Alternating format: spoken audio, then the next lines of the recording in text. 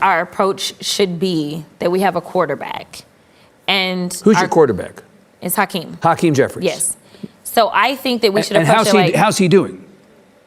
That's for the people to decide. No, I'm asking you, though. That was loud.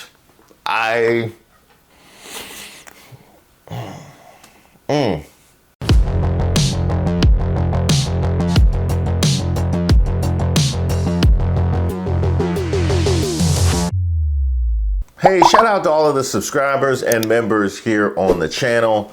My name is Reese Waters, and I'm troubled. Now, we have heard quite a bit from the Democratic caucus admonishing their own in how they choose to object to Donald Trump. I'm a son of the segregated South. The rights that were enshrined in the Constitution for me, my friends and neighbors denied me.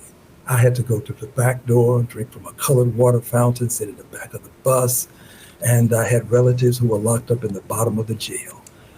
I have acclimated to this kind of behavior, but quite candidly, it is a double standard, and it is a form of invidious discrimination.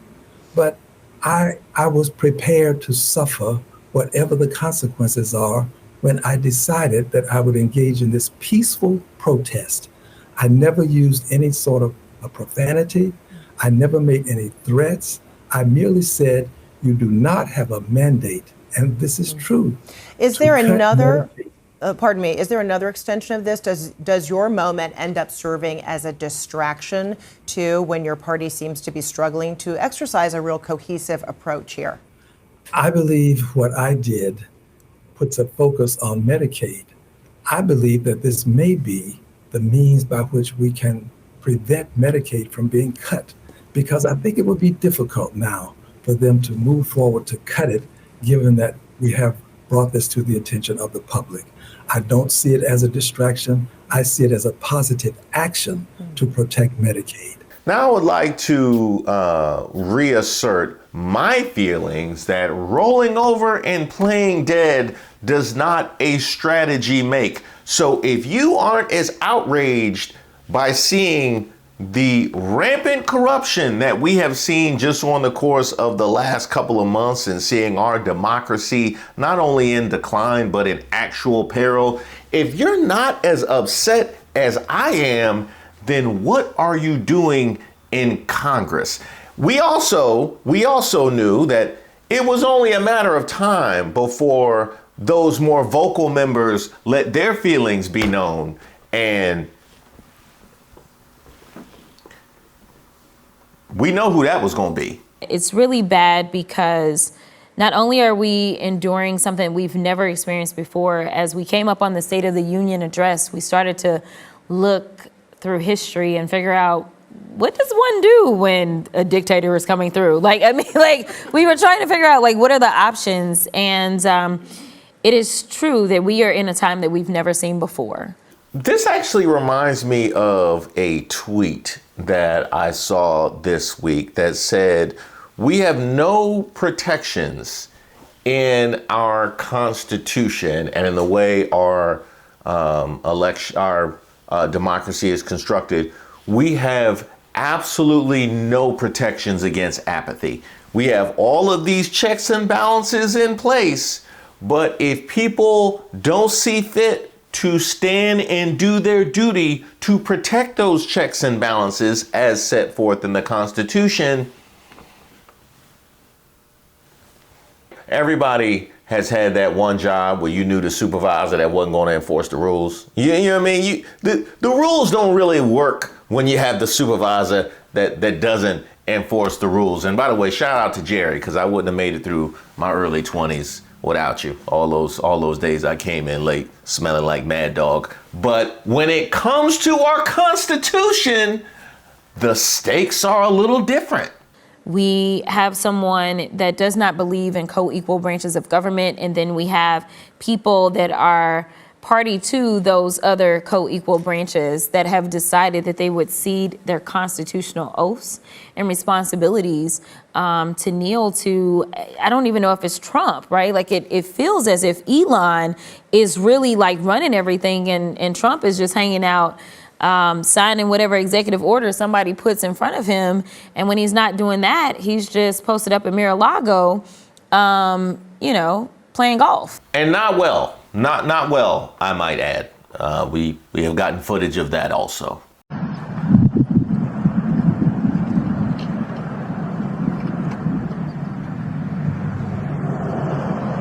Oh, he shanked it. Oh my God, I got that on video. And what she just did in combining Elon Musk and Donald Trump is obviously a sensible thing to do when you see two people together more than most middle-aged couples. Like that just makes all the sense in the world. But it's also why I have the bit of energy that I take towards the MAGAs that have found out recently, because even in their finding out, even in the find out stage, as we saw with the farmers, and as we see with federal workers, they will find a way to separate Donald Trump from Elon Musk. Now, one of the reasons that you use to elevate Donald Trump over Kamala Harris when it came to their candidacy for president was that you needed a strong man, was that you need somebody that could stand up to the leaders on the world stage and advocate for America. But you are perfectly fine for Elon Musk putting him in his pocket and leading him around by his ear, to the point that you absolve Donald Trump of all accountability for the litany of things you object to Musk and Doge engaging in. That's insane. Elon hasn't seen all the waste because we've, spent a whopping more than $10 million already on Trump and golfing in Mar-a-Lago. I'm sure there's a few things we could do with that $10 million that would be more productive. And what's most concerning to me, and it's why I'm so happy that I'm specifically here with this platform, is that there is not only an attack on us as Americans, and when I say us, it's not Democrats. I specifically say us as Americans because there were those that really thought that Donald Trump was going to make their lives better. And they went out and voted for him because of that, right? But right now they're like, well, wait a minute, veterans are being fired. And what's going to happen to the VA? Because they're talking about they want to get rid of 80,000 jobs at the VA. And if you know anything about the VA, people have been telling us more and more is needed, not less, right? Yeah. Or the people that don't understand that when you're looking at something like the Consumer Protection Bureau, that they actually have fees that they charge, and a lot of those fees go to take care of a lot of the salaries. Like, there are no savings really that we will see by firing people. But I can tell you that by firing people and with costs going up, that a recession is upon us. Actually, yeah, I don't mean to object, Jasmine Crockett. There are savings that we will see by firing people, but because by virtue of getting rid of the CFPB, which protects consumers, there will be savings that will be seen by these large corporations that no longer have to be accountable and beholden to the legislation that's set in place to protect me and everybody else. And how that is not a liability, how that has not been a liability politically, is wild. They just went and did the thing and got rid of your consumer protection. But y'all want to make TikToks talking about corporate greed in the name of populism with your red hat on. Resistance means different things to different members of the caucus. For me, it's to get a little rowdy. Just saying. You know how to make a fist. I do. Yeah. I do. I will also say that I enjoy privileges that other members of my caucus don't. Why? I have the most democratic seat in the state. You're not at risk electorally. I'm not at risk at all. Yeah. I also will say that I also don't want to be in a place in which I don't feel like I can represent the way that I want to represent.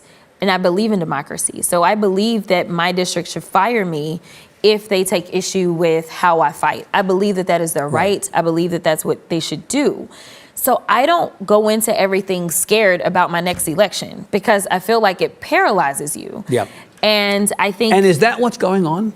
Yes. In my opinion. So where you have opinion. Democrats not fighting, you think it's because they're concerned about. They're concerned about their next election. What happens in 2 years? Yeah, they're concerned about the next election. And Right. I think I personally see it a little differently. I think that we have to be willing to put it all on the line in this moment because I don't know what's on the other side if there is another side. Now, one of the things that she's talking about, this is not a specifically Democratic thing when it comes to members being afraid of the next election. We saw it with Thomas Massey and the promises to primary him for not falling in line with the other Republicans, which, by the way, I find fascinating because the power of the threat of primarying somebody is only as strong as your perceived popularity.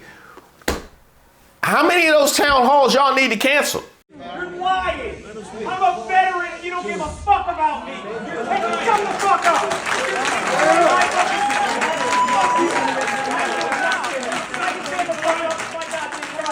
You don't get the fucking do this to us.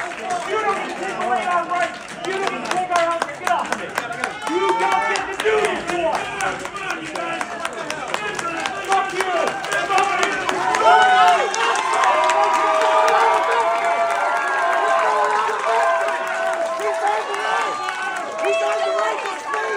So let me get this straight. You canceling the town halls because you scared of what might happen, but at the same time, scared of being primaried with money that's being raised by Elon Musk? Elon Musk? The same guy whose stock looked like my hairline when I was in grade school. The same guy with the straight up and neck, the guy who needed armed guards to protect Tesla dealerships, getting more protection than certainly any school has ever had. You mean that guy is going to raise money for your primary opponent? Oh, please give me that race. Please let me. I wish you let me run against the Elon Musk guy. Now, on the Democratic side of the aisle, which is what she was specifically referring to, I find this fascinating too, because I'm trying to figure out if you were elected by primarily progressive, left-leaning, or center-left constituents, I'm trying to figure out exactly what play nothing is. I'm trying to figure out exactly how that looks when you come up for re-election that you did nothing in the face of all this. Like, that's gonna look weird. You know what I mean? That campaign ad is gonna be weird. Just fires all, and you just chilling. Like you just chilling. Maybe give him an iPad where he can be fake reading with the Kindle app. Like, is that what you gonna be doing in the ads for re-election? How exactly does this look good for you? And last but not least, I would like to combine the two, bring together the Republican point of view and the Democratic point of view, where people are apparently acting with fear because of their next election. Do you know who's not? Do you know who's not acting with fear because of the next election? That's right, that guy. No fear. No fear at all because of the next election. Now, that could be one of two reasons. That could either be because he's in his second term and is therefore a lame duck and doesn't have to worry about a next election, which is a fantastic idea that I feel like should apply to a whole lot more people so that they can let their voices be heard, because apparently this next election thing is so hamstringing you guys from actually doing and saying what you really want to do and say. The other reason why he might not be concerned about a next election is You won't have to do it anymore. 4 more years. You know what? It'll be fixed. It'll be fine. You won't have to vote anymore, my beautiful Christians. I love you, Christians. I'm a Christian. I love you. Get out. You got to get out and vote. In 4 years, you don't have to vote again. We'll have it fixed so good you're not going to have to vote. There won't be one. Imagine that. Imagine that. That could be the other legitimate reason why he's not concerned about a next election. And when the story is told about how our wonderful democratic experiment went left, it would be because y'all sat quiet because y'all were scared about your next election. I think my level of fear about this moment may be more heightened than others. I think that some people are still kind of functioning like there's no way that he can destroy everything.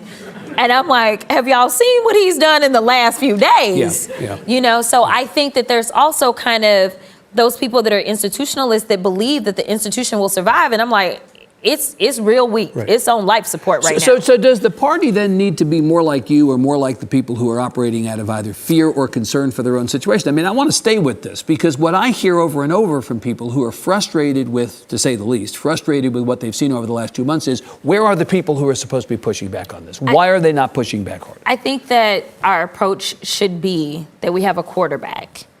And Who's your quarterback? It's Hakeem. Hakeem Jeffries. Yes. So I think that we should And approach it like... how's he doing? He. All right, Evan Smith, I see you. All right, let's just do tell. So I think that we should And approach it like... how's he doing? That's for the people to decide. No, I'm asking you though.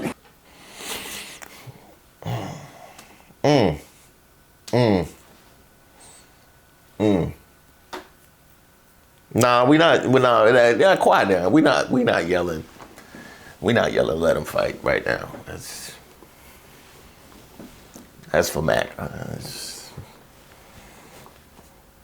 It's like a Waffle House fight right now. Like you just, you know it gotta happen. You just hope nobody get hurt. Make sure you get good footage. So I think that we should And approach it like... how's he doing? That's for the people to decide. No, I'm asking you though.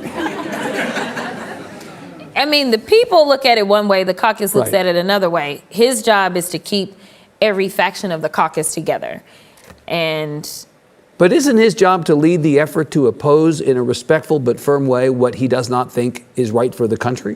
I think that he's leading in that way, according to him. He's leading in that way, according to him.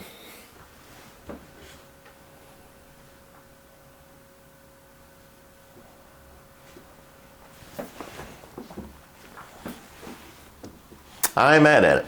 I'll be honest, I ain't mad at it. I have not moved one position from where I started when this started. I have not moved. I have not moved. She ain't saying nothing wrong.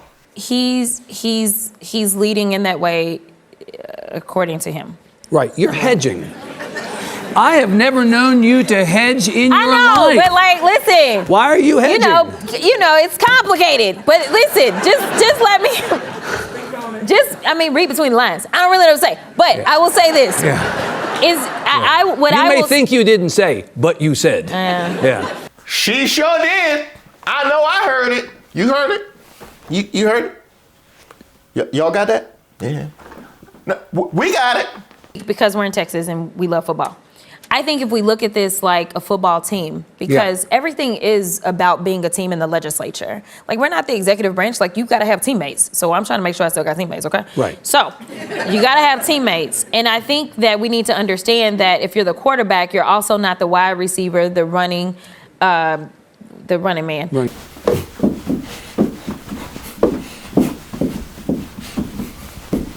The running back.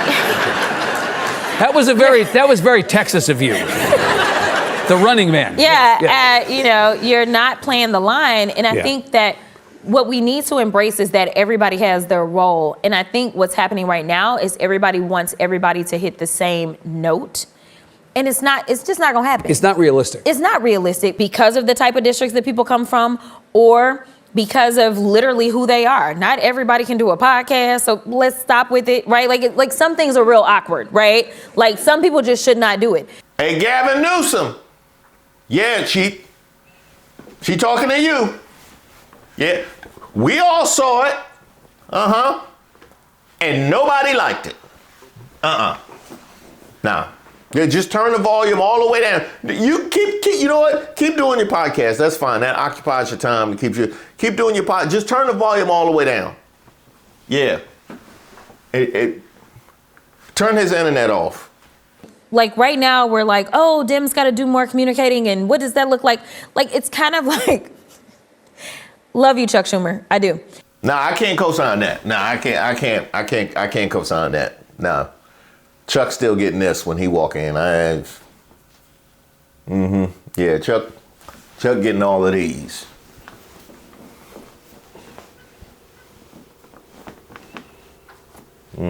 Chuck gonna get the same reception I got when I walked in my great aunt's funeral late with sweat stains on my suit. It wasn't my fault, but that's just. Who invited? You know what I mean? Chuck gonna get the reception that Mike is gonna get at the Chicago Bulls reunion. And Scotty, actually. Yeah, and the same reception Scotty gonna get. So when we went out and we protested with so many of our amazing grassroots organizations in front of Treasury, and it was great. This was like the largest one that we had as it relates to House members and Senate members that were participating. And all I kept hearing about was, y'all should have left Chuck at home. Not everybody can go out and get there in the streets. And so I think we need to understand that, embrace that, and encourage every portion of our team to just be great in their lane. And I think the idea... And be authentic. And be authentic, exactly. Right. Yeah. So I think where we're going wrong is that we want everybody to do the same thing. Right. And no one can get on the same page about what that thing is. About what the same thing Exactly. is. Right. Do you reject the idea that there are things to learn from the success of the other side as the party looks to strategize for the next couple of months? Why would you? There's a lot of things you could say anything. That's one thing that you should learn. You could just say anything. They will apparently digest just about anything despite their own lived experience. How many FAFO moments and groups do we need to not tell you that? The other thing you damn sure better learn is just how far behind you are when it comes to the messaging. The fact that so many people can vote against their own best interests is simultaneously maddening and ignorant, but also a devastating failure that you didn't communicate just how maddening and ignorant they were behaving. Do you reject the idea that there are things to learn from the success of the other side as the party looks to strategize for the next couple of months? I don't reject it at all. You don't? And I think that if there are those people that can punch and are willing to punch, then we should be allowed to punch. Yeah. Let me translate that for you. Let them fight. No, let them fight. Let them fight. Let them get it out their system. I mean, there was a headline that came out, so I'm not disclosing anything, even though I was actually being very cautious about disclosing things. Yeah. About the fact that a number of us were pulled into an office. Right. And not saying whose office it was. No, but if you Google, you'll find the article. Yeah. Oh, we know. Yeah, we know. We got it.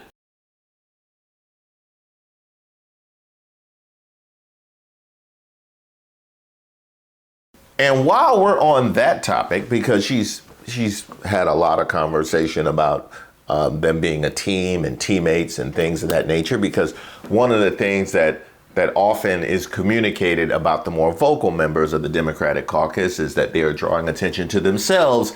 Yet we have continually got leak after leak about purported disapproval from leadership with how they were behaving. So these were teammates who apparently objected to what Jasmine Crockett and AOC and Al Green were doing, but wanted to make sure that the public was aware of there being discord within the group.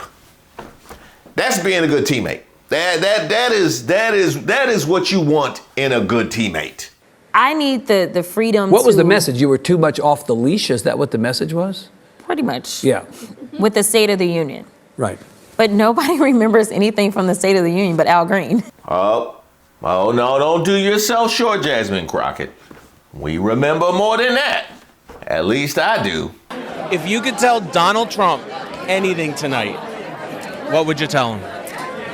I would tell him to grow a spine and stop being Putin's hoe. We're sitting here a couple days after the State of the Union where Al Green did protest and was escorted out and now has been censured by the House. What do you think about Congressman Green's approach? I loved it. You did? I did. Yeah. I did. I loved it. Oh no, we all clapping that. We all clapping that. We got you, Al Green. And if I felt like I could, I would've. I'll say if that. If you felt like you could have done the same thing, you would have. Oh, absolutely. Yeah. Absolutely. Yeah. I mean, I think it's so interesting that people are standing on ceremony about that. Oh, we're going to do decorum now? Is that happening, right? Yeah. No, people don't remember the last couple of States of the Union, including one during President Obama's term when somebody yelled, "You lie" at him. Yeah, right? Yeah. I will say that for me, I understand that we are literally at war. And so I have to evaluate each battle as it comes. Right. And Al Green, have loved him for a very long time. And Al Green is in a different position than I am.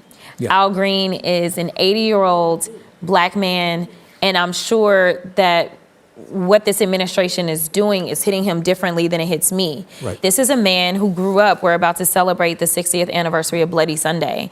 This is somebody who actually saw like people be bloodied and bludgeoned. So I do believe that he understands the history and connects to the history completely differently as it relates to how he was able to even sit in the chamber. Yep. And forget all this decorum, because I don't understand how we say he's a dictator and he's this and he's that and he's a fascist and the oligarchy, and then we say, but we're gonna go in and we're gonna sit in.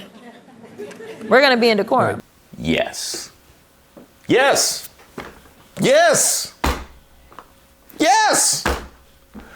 Do you want us to believe you or not?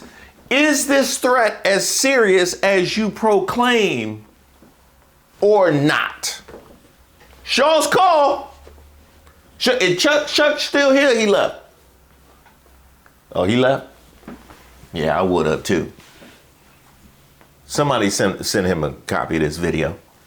Well, you said something earlier about institutions and institutionalists. I mean, there is this real tension at the moment about norms and institutions, and if there's an asymmetrical view of this, like one side is protecting norms and institutions, are both sides. No. I was busting your chops, Democrats, about how you responded. Let me bust my chops and the chops of people in the media. I asked you if Democrats were up to the task. Is the media up to the task? Hell no! Oh, sorry. I'll let you go. Is the media up to the task in this moment? No. Say more about that. Pile on. I think that goes to the freedom of the press thing. I think that people are consistently being intimidated and paralyzed. And so, there is a question about whether or not if you have anything ugly or truthful to say about Donald Trump, what will happen? Yeah. What will that retribution look like? And I think that what we saw on State of the Union, kind of bringing in the Al situation, is if everyone stands together, then it's hard to go after everybody. But if everybody falls, then it's easy enough, right? And so I think that that's the problem. I think that even though you compete in whatever ways you compete, I think that the media needs to stand together. I think that as he decided he wanted to kick out the Associated Press, everybody else should have left and said, you know what? Nobody's going to cover you. And if there was ever a way to show your power in that moment. It was to suck away the oxygen from the man who needs attention, headlines, and ink to breathe.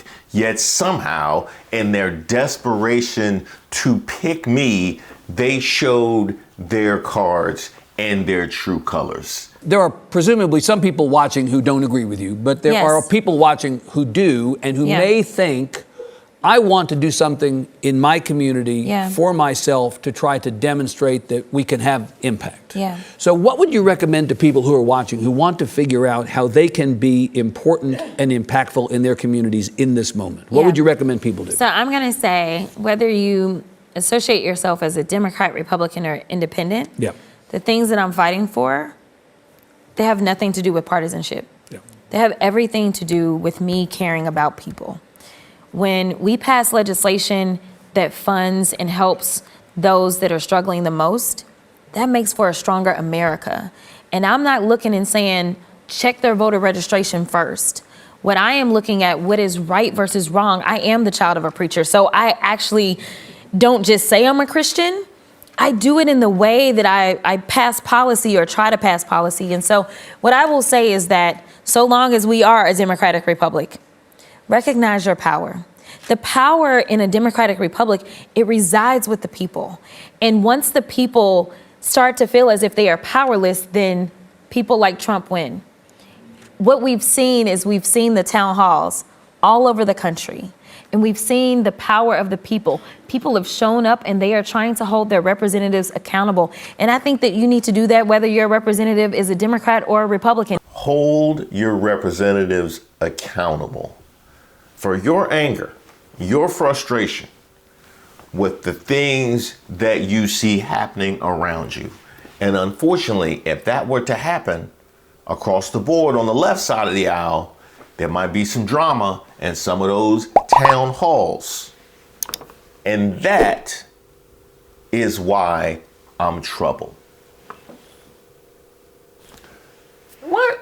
I ain't even mention nobody by name. You know what I mean? Why Hakeem get up and leave like that? You know what I mean? Huh? Oh, he had to get a ride with Chuck Schumer back? Oh, okay. Yeah. Figures. Sincere thanks to all of the subscribers and the members that have supported this channel. We just hit a new milestone, and that is 2,000 members. So I want to give you a sincere thank you to everybody that's a part of that 2,000. And with that comes first a celebration of the 2,000, but also regular members' lives. Be on the lookout for a poll that I'm going to send out to you guys on when you guys would most want to have these lives, because I want to do it when the most people can attend.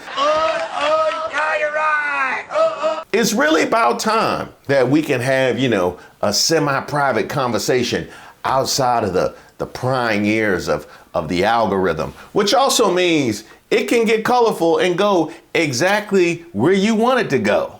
I'm leaving here with something. You know what I mean? I'm from around the way. I'm leaving with something. No, not that. No, I knew what you was thinking. I knew you was going to take it there. And it is time for it to stop.